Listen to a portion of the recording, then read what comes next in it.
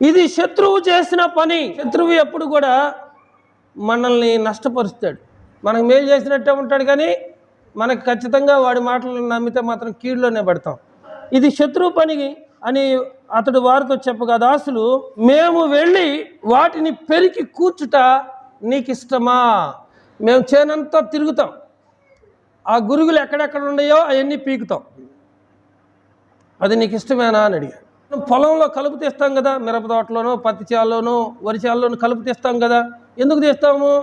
కలుపు తీయకపోతే పంట పండదు. పంట పండాలంటే కలుపు తీయాలి. కలుపు తీయకుండా నువ్వు ఎరువు చల్లినా మందులు కొట్టినా కలుపు కూడా పీల్చేసుకునేది, ఆ ఎరువుని ఆ మందుల్ని పీల్చేసుకునేది. కాబట్టి శుభ్రంగా పొలమును కలుపు తీసి చక్కగా ఎరువులు కొట్టి మంచిగా పండిస్తావు. అలాగే నువ్వు ఇత్తింది పంటే కానీ కలుపు నువ్వు ఎత్తలా, కలుపు ఆటోమేటిక్గా అదే వస్తూ ఉంటుంది. అలాగే నువ్వు దేవుని సన్నిధికి వస్తూ ఉన్నావు, దేవుని వాక్యం వింటూనే ఉన్నావు, కానీ కలుపు కూడా వస్తూ ఉంటుంది. కలుపు వల్ల పంట పండదు. నీలో ఉన్నటువంటి లోపాలు నీవే గ్రహించాలి, ఎవరు గ్రహించరు. అందుకు అతడు వద్దు, గురుగులు పెరుగుచుండగా, మీరు గురుగులను పీకుతున్నప్పుడు వాటితో కూడా ఒకవేళ గోధుమలను కూడా పెళ్ళగిస్తారు. ఈ దుబ్బు పీకుతుంటే ఆ దుబ్బు కూడా కదిలిద్ది. మీరు వరి మాగాట్లో ఎవరైనా కలుపులకు వెళ్ళారా? వరి మాగాట్లో కలుపులు తీసిన వాళ్ళు ఎవరు చేతులు ఎత్తండి. తీసారా? ఆ వరి మాగాట్లో కొన్ని దొంగ దుబ్బులు వరి దుబ్బుల్లాగా ఉంటాయి. ఆ దుబ్బు ఈ దుబ్బు ఒకేలాగా ఉంటుంది. ఇక్కడ చూడండి, ఆ గురుగులు పీకుతూ ఉన్నప్పుడు గోధుమలు కూడా పెళ్ళగించబడతాయి అంట. దానివల్ల ఏమైంది? నష్టం వచ్చింది. సాతానుడు మాత్రం మనలో గురుగులను నాటుతూ ఉన్నాడు. ఆ గురుగుల్ని పీకేస్తే దుబ్బులు కూడా, గోధుమ దుబ్బులు కూడా కదులుతాయి. కనుక ఆ రెండింటిని కోతకాలం వరకు ఆ రెండింటినీ కలిసి ఎదగనీయండి. సంఘంలో మంచి వాళ్ళు ఉంటారు, చెడ్డవాళ్ళు ఉంటారు. వీళ్ళు కలిసి ఎదగాలి. ఎంతవరకు? దేవుని రాకడ వరకు. దేవుడు గొర్రెల్లో నుంచి మేకలను వేరు చేసినట్లుగా, గోధుమల్లో నుంచి గురుగులను వేరు చేసినట్లుగా మంచి వాళ్ళలో నుండి చెడ్డవాళ్ళని వేరు చేస్తాడు. ఈ రెండు సంఘంలో పెరుగుతూనే ఉంటాయి. గురుగులు పెరుగుతూ ఉంటాయి, గోధుమలు పెరుగుతూ ఉంటాయి. గోధుమల వల్ల ఎటువంటి ఇబ్బంది లేదు, గురుగుల వల్లే ఇబ్బందులని.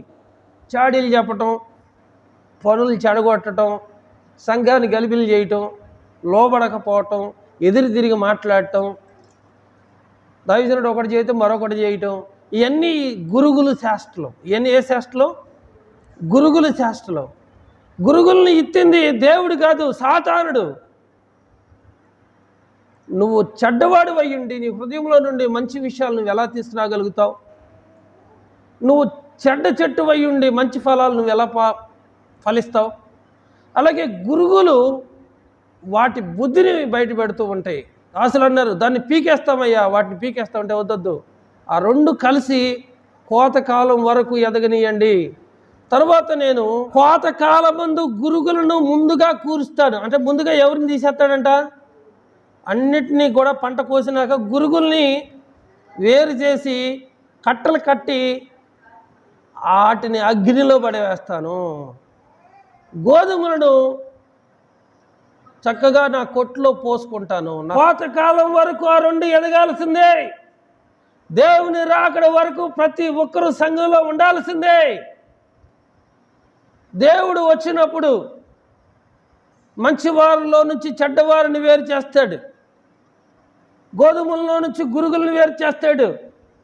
గొల్లవాడు గొర్రెల్లో నుంచి మేకలను వేరు చేసినట్లుగా, ఓ ప్రియమైన వారులారా, బుద్ధి కలిగిన వారు, బుద్ధి లేని కణికలు వారు కూడా 5 బుద్ధి కలిగిన వారు, 5 బుద్ధి లేని వారు, వాళ్ళు వేరైపోయారు. కనుక వారు కలిసి ఉంటారు. కానీ దేవుడు నిన్ను తీర్పులోనికి తీసుకొచ్చినప్పుడు నువ్వు వేరైపోతావు. నువ్వు సద్విషయములను మాట్లాడితే, నువ్వు మంచి ఫలములు ఫలిస్తే, వాక్యానుసారంగా నడుచుకుంటే, ఆ పరలోకం అనే కొట్టులో దేవుడు నిన్ను దాచిపెడతాడు. గోధుమల్ని ఎలాగైతే దేవుడు దాచిపెట్టాడో కొట్టులో పోసుకొని, అలాగే దేవుడు నిన్ను పరలోక రాజ్యములో ఆయన రెక్కల మాటను నిన్ను భద్రపరుస్తాడు. నువ్వు గురుగులు గల వ్యక్తిగా ఉంటే కనుక కట్టలు కట్టి తగలబెడతాడు. ఆయన చేట ఆయన చేతిలో ఉన్నది. ఆయన కళ్ళమును బాగుగా శుభ్రం చేస్తాడట. మనం కళ్ళం శుభ్రం చేయటం అంటే ఎన్నో గింజలు కింద పడేస్తూ ఉంటాం, కానీ దేవుడంట కళ్ళమును బాగుగా శుభ్రం చేస్తాడట. నువ్వు గోధువులుగా ఉంటావా, గురుగులుగా ఉంటావా? ఆలోచించు.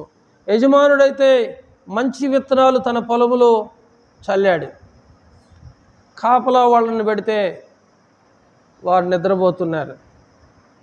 నీ సేవకుడు నిద్రపోయే సేవకుడా? నీ సేవకుడు అన్ని అనుకూలంగా ఉంటే సేవ చేసే సేవకుడా? ఎంతో దూరం నుంచి దేవుడు మీ కోసం పంపిస్తూ ఉన్నాడు. ఏ ఒక్క ఆదివారమైనా సరే నేను రాలేను అని చెప్పిన రోజుందా? మీకు నేను దూరంగా ఉన్నా, నా ఆత్మకు మీరందరూ ఎప్పుడు దగ్గరగానే ఉన్నారు. మీరు నాకెప్పుడు సమీపస్తులుగానే ఉన్నారు. మీలో ప్రతి ఒక్కరి క్షేమం కొరకు, ప్రతి ఒక్కరి ఆత్మీయ జీవితం కొరకు నేను ప్రార్థన చేయని రోజు అంటూ ఉండదు. కానీ మీరు కూడా ప్రార్థన చేసుకోవాలి కదా. సాతానుడు ఎప్పుడు వస్తాడు అంటే నువ్వు ప్రార్థన చేసుకున్నప్పుడు వస్తాడు, నువ్వు ఒంటరిగా ఉన్నప్పుడు వస్తాడు. అందుకని దేవుని వాక్యం తెలియజేస్తుంది, అంత్య దినాలలో, కడవరి దినాల్లో, ఈ దుర్దినాల్లో తోడేలు గొర్రె చర్మం కప్పుకొని వచ్చింది. అయితే దేవుని కృపా సువార్తను గూర్చి సాక్ష్యమిచ్చుట యందు నా పరుగును నేను ప్రభు అయిన యేసు వలన పొందిన పరిచర్యను తుదముట్టించవలనని నా ప్రాణము నాకెంత మాత్రమును ప్రియమైనదిగా ఎంచుకొనలేదు. ఈ మాట పౌలు గారు చెబుతున్నాడు. దేవుని కృపా సువార్తను గురించి నేను సాక్ష్యం ఇస్తున్నాను. నేను దేవుని వాక్యం కొరకు, సువార్త ప్రకటించటం కొరకు నేను పరుగెత్తుతూ ఉన్నాను. నేను ప్రభు అయిన యేసు వలన పొందిన ఈ పరిచర్యను తుదముట్టించాలని, ఆఖరి వరకు కొనసాగించాలని నా ప్రాణమును నాకెంత మాత్రమును ప్రియమైనదిగా ఎంచుకొనలేదు. దేవుని నామ మహిమార్థమై, అనేకుల రక్షణార్థమై, అనేకులకు దేవుని ప్రేమను తెలియచేయటం కొరకు, దేవుని కృపా సువార్తను ప్రకటించడం కొరకు నేను పరుగు పెడుతూ ఉన్నాను. అంత మాత్రమే కాదు ప్రియమైన వాళ్ళరా, ప్రభు నాకు అనుగ్రహించినటువంటి పరిచర్యను తుదముట్టించాలని ఎంత మాత్రమును నా ప్రాణమును నాకు ప్రియమైనదిగా నేను ఎంచుకోలేదు. నా ప్రాణాన్ని కూడా నాకు ప్రియమైనదిగా ఎంచుకోలేదు. మంచి బట్టలు కట్టుకోవాలని అనిపించదా? మంచి భోజనం తినాలని అనిపించదా? మంచి వస్తువులు కొనుక్కోవాలని అనిపించదా? మంచి వాహనాలు కొనుక్కోవాలని అనిపించదా? మంచి గృహం కట్టుకోవాలని అనిపించదా? మంచి ఫర్నిచర్, మంచిగా ఇంట్లో అన్ని సంపాదించుకోవాలని అనిపించదా? కానీ పౌలు గారు అంటున్నాడు, దేవుడు నాకు అనుగ్రహించినటువంటి ఆ రక్షణను బట్టి, ఆయన కృపా సువార్తను ప్రకటించడం కొరకు నేను విరామము తెలియకోకుండా పరుగెత్తుతూ ఉన్నాను. సమయమనక అసమయమనక నేను సువార్తను ప్రకటిస్తూ ఉన్నాను. ప్రభు అయిన యేసు వారు నాకు అనుగ్రహించినటువంటి పరిచర్యను నేను తుదముట్టించాలి అని నా ప్రాణమును కూడా నేను లక్ష్య పెట్టలేదు. నా ప్రాణమును నేను ప్రియమైనదిగా నేను చూసుకోలేదు. యోగ్యమైనది ఏది కూడా మీకు తెలియకోకుండా నేను ఏది దాచిపెట్టుకోలేదు. నాకు పరిశుద్ధాత్ముడు బయలుపరిచిన ప్రతి సమాచారాన్ని కూడా నేను మీకు తెలియజేస్తూనే ఉన్నాను. ఎందుకో తెలుసా ప్రియమైన వాళ్ళరా, ప్రభు నాకు అప్పగించిన పనిని నేను అంతం మట్టుకు జాగ్రత్తగా కొనసాగించాలి. అందుకని పౌలు గారు అంటాడు, మంచి పోరాటము పోరాడి తిని విశ్వాసమును కాపాడుకుంటుని నా పరుగును తుదముట్టించి తిని నా కొరకు నీతి కిరీటం ఉంచబడి ఉన్నది. నాకు మాత్రమే కాదు, నా వల్ల ఎవరైతే దేవుని కొరకు ప్రయాసపడతారో వారందరికీ కూడా దేవుడు కిరీటాలను ఇవ్వటానికి సంసిద్ధుడై ఉన్నాడు. హల్లెలూయా. ఇదిగో దేవుని రాజ్యం గురించి ప్రకటించుచు నేను మీ మధ్యన సంచరించుచుంటిని. మీలో ఎవ్వరును ఇక మీదట నా ముఖం చూడరని నాకు ఇప్పుడు తెలియను. కాబట్టి మీలో ఎవరి నాశనము విషయమైనను నేను దోషిని కానని నేడు మిమ్మును గురించి సాక్ష్యము పెట్టుచున్నాను. ఇదిగో నేను దేవుని సువార్తను ప్రకటించుచు నేను మీ మధ్యలో సంచరించుచూ ఉన్నాను. అయితే మీలో ఎవరి నాశనము విషయమైనను నేను దోషిని కాదు. దేవుడు నాకు ఏది బయలుపరిచాడో, దేవుడు నాకు ఏది చెప్పాడో అది నేను సక్రమంగానే కొనసాగించాను. ఇక వినకపోతే అది మీ నాశనానికే. కాబట్టి మీలో ఎవరి నాశనము విషయమైనను నేను దోషిని కానని నేడు మిమ్మును సాక్ష్యము పెట్టుచున్నాను. దేవుడు చెప్పిందల్లా నేను చేయలేదా? దేవుడు మాట్లాడిన ప్రతిదీ నేను మీకు తెలియపరచలేదా? నేనేమైనా మరుగు చేసుకున్నానా? నేనేమైనా ఆస్తి సంపాదించుకున్నానా? ఎవని ఎద్దునైనా, ఎవని గాడిదనైనా, ఎవని వెండినైనా, ఎవని బంగారమునైనా నేను తీసుకున్నానా? నేను మీకు సువార్తను ఉచితంగా ప్రకటించాను. నా చేతులు కష్టించినాయి. నేను డేరాల కుట్టి నేను జీవనం కొనసాగిస్తూ మీకు నేను ఉచితంగా సువార్తను ప్రకటించాను. నా ప్రవర్తనకు మీరే సాక్షులు. దేవుడు తెలియజేసిన ప్రతి విషయం నేను దాచుకోకుండా, మరుగు చేయకుండా నేను మీకు బోధించాను కదా, దానికి మీరే సాక్షులు. మీ నాశనానికి మీరే బాధ్యులు, నేను మాత్రము. ఆలోచించండి. అయ్యో, దేవుని సేవకుడి మాట వింటలేదే, ప్రార్థన చేసుకోవట్లేదే, వాక్యానుసారంగా నడుచుకోవట్లేదే. దేవుని సేవకుడు చెప్పాడు, మీరు గోధుమల్లా ఉంటారా, గురుగుల్లా ఉంటారా? ప్రతి ఒక్కరు కూడా మీరు ఆలోచన చేసుకోండి. ప్రతి ఒక్కరు ఆలోచన చేసుకొని సరైనటువంటి నిర్ణయాన్ని తీసుకోండి. మీరు మిస్టేక్ చేస్తున్నారా, సరి చేసుకోండి. ఎందుకంటే బతికుండంగానే సరి చేసుకోవాలి. చచ్చిపోయినాక సరి చేసుకోలేము. అలాగే మనం కూడా బ్రతికున్నాం, సరి చేసుకోవచ్చు. ఏ విషయంలో నువ్వు తప్పిపోతున్నావో, సర్వలోకాన్ని సంపాదించుకొని చివరికి ప్రాణం పోగొట్టుకుంటే ఏం ప్రయోజనం? ఇక్కడ పౌలు గారు అదే అంటున్నాడు. ఇంకేమంటున్నాడంటే, కాబట్టి మీలో ఎవరిని నాశనం విషయమైనను నేను దోషిని కానని నేడు మిమ్మల్ని సాక్ష్యం పెట్టుచున్నాను. దేవుని సంకల్పమంతయు మీకు తెలపకుండా నేనేమీ దాచుకోలేదు. దేవుడు తెలియజేసిన ప్రతి కూడా ఆయన సంకల్పమంతా, ఆయన ప్రణాళిక అంతా కూడా నేను మీకు తెలియజేశాను. నేను దానిలో ఏది కూడా దాచుకోలేదు. దేవుడు తన స్వరక్తం ఇచ్చి సంపాదించిన తన సంఘమును కాయుటకు పరిశుద్ధాత్మ మిమ్మల్ని దేని యందు అధ్యక్షులుగా ఉంచినో ఆ యావత్ మందును గూర్చి మీ మట్టుకు మిమ్మల్ని గూర్చి జాగ్రత్తగా ఉండండి. దేవుడు తన స్వరక్తం ఇచ్చి సంపాదించిన సముదాయమే ఈ సంఘం. సంఘం అంటే ఏంటి? దేవుడు తన స్వరక్తం ఇచ్చి, వాళ్ళ రక్తం వీళ్ళ రక్తం కాదు, దేవుడు తన స్వరక్తం ఇచ్చి సంపాదించిన తన సంఘమును కాయటానికి పరిశుద్ధాత్ముడు దేవుడు స్వరక్తం ఇచ్చి సంఘాన్ని సంపాదిస్తే, సేవకులు ఈరోజు, ఆ రోజు కాపర్లు నిద్రపోయారు కదా, పొలంలో కాపర్లు ఏం చేశారు? అరే గోధుమ చేలు కాపాడండి అని చెబితే వాళ్ళు ఏం చేశారు? నిద్రపోయారు. అలాగే ఈరోజు సేవకులు చాలామంది మరి దేవుడిచ్చిన సంఘాన్ని కాపాడటం విషయంలో మరి వాళ్ళు సరిగా ఉండట్లేదు, సంఘాన్ని సరిగా పెంచట్లేదు. ఒకవేళ నేను అలా ఉన్నానేమో, లేదా మీరు కూడా అలాగే ఉన్నారేమో. మనం ఇలాగా కొనసాగుతూ ఉంటే దేవుని రాజ్యంలోకి వెళ్ళలేం. దైవజనుడిగా నేను మీకు నమ్మకంగా ఉండాలి, మీరు కూడా దేవుని సన్నిధికి నమ్మకంగా ఉండాలి. దేవుడు తన స్వరక్తం ఇచ్చి సంపాదించిన తన సంఘమును కాయటానికి పరిశుద్ధాత్ముడు మిమ్మును దేని యందు అధ్యక్షులుగా ఉంచిన ఆ యావత్ మందను గురించి, అంటే పాస్టర్ గారు చెబుతున్నాడు, ఈ సంఘాన్ని అంతా కూడా పరిశుద్ధాత్మ ద్వారా నువ్వు ఈ సంఘాన్ని కాయాలి, మిమ్మల్ని మీరు కాసుకోవాలి, నీ కుటుంబాన్ని చూసుకోవాలి, నిన్ను నువ్వు కాపాడుకోవాలి, నువ్వు సంఘాన్ని చూసుకోవాలి, నిన్ను నువ్వు చూసుకోవాలి. ఎందుకంటే దేవుడు తన స్వరక్తం ఇచ్చి సంపాదించిన ఈ సంఘాన్ని కాయటానికి దేవుడు ఏ విషయంలో నిన్ను అధ్యక్షుడిగా నియమించెనో ఆ యావత్తు మందను గురించి, నిన్ను గురించి నీవు కూడా జాగ్రత్త కలిగి ఉండాలి. సేవకుడు పాటించాల్సిందే, విశ్వాసులు కూడా దేవుని వాక్యానుసారంగా నడవలసిందే. వెళ్ళిపోయిన తర్వాత క్రూరమైన తోడేళ్ళు మీలోనే ప్రవేశిస్తాయని నాకు తెలుసు. చూసారా, నేను ఉన్నంత కాలము ఏ తోడేళ్ళు రాదు, ఏ శత్రువు రాడు. నేను వెళ్ళిపోయే కాలం దగ్గరకు వచ్చింది. నేను వెళ్ళిపోయిన తర్వాత మీలో నుండి క్రూరమైన తోడేళ్ళు వచ్చునని నాకు తెలుసు. తోడేళ్ళు వస్తాయంటే మనుషుల్లో తోడేళ్ళు వంటి బుద్ధి. తోడేళ్ళు చీల్చేసిద్దట, మేకని గొర్రెని చీల్చేసిద్దట, తోడేలు చీల్చేసి తినేసిద్దట.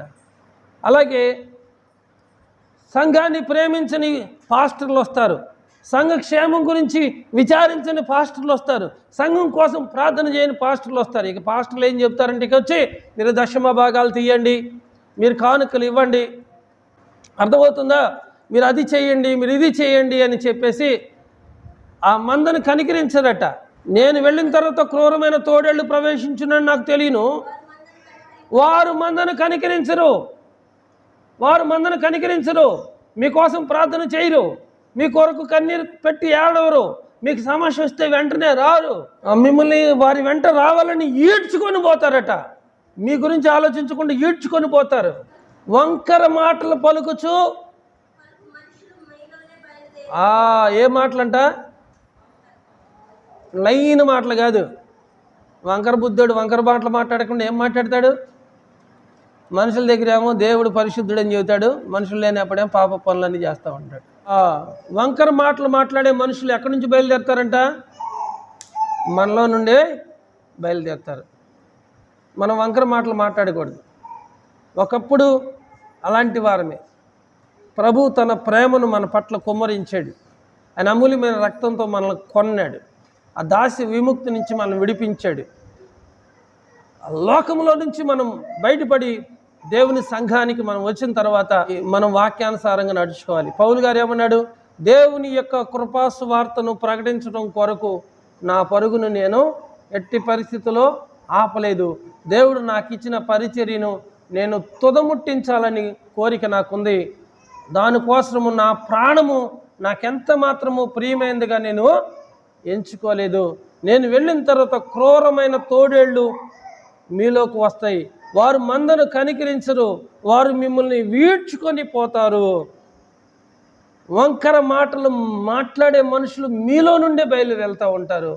వాళ్ళు దేవుని రాజ్యానికంటే కూడా వాళ్ళ కడుపే వారి దేవుడు, వారు కడుపే వారి దేవుడు. వాళ్ళు బాగుండటం కోసం దేవుని చిత్తాన్ని కూడా మర్చిపోయే వ్యక్తులుగా ఉంటూ ఉంటారు.